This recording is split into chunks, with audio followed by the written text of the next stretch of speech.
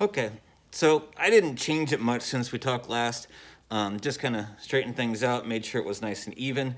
For this part of it, you're going to need your Elmer's white glue and a paintbrush that you really don't care about. Basically because we're going to be painting the glue in with a brush, and if you use a good brush, then it could, obviously get glue all through it. I'm going to start with the inside, okay? And very creatively, I am just going to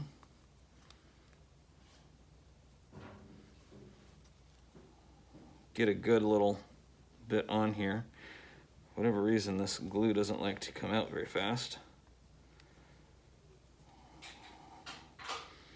But I'm going to get a good bit of it here, because this is what's going to hold the whole thing together. Now, the good thing about Elmer's glue is that it does dry clear, and hopefully you guys can see that. This is not coming out very fast, so this is why it's taking me a lot longer. Normally, if it was coming out at a regular pace, that would probably be more than enough, okay? My shoddy old brush doesn't really matter. All I'm trying to do is spread it around on the inside so that this is gonna coat the inside of all of these little rings of paper. And I'm gonna have to add some more because that glue just was not coming out. And you wanna get it in between all those little layers so that it really holds everything together. Now you should, like I said, still have all of the colors left behind of the magazines because the glue does dry clear. I'm going to try and add a little bit more, I don't know why.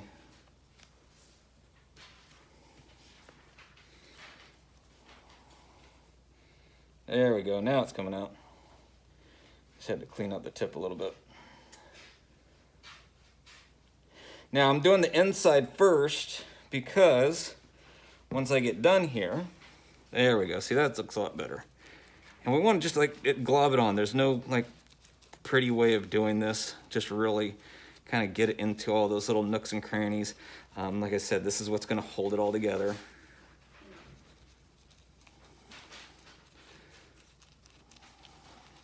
And again, you should not care about the brush that you're using. It will, like I said, it's going to pretty much destroy that brush. Or I'll show you how to clean it really quickly. Just don't let the glue dry in the bristles. I'll hold it here so you guys can really see how I'm using that brush to really get it down into all those little nooks and crannies.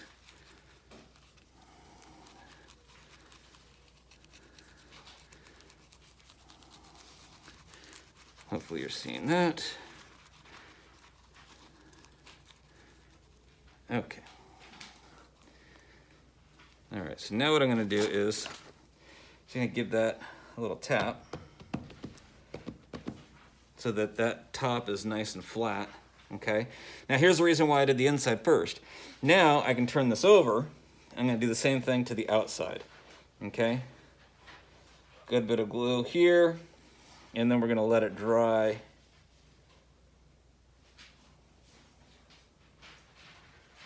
Once we get this all painted in.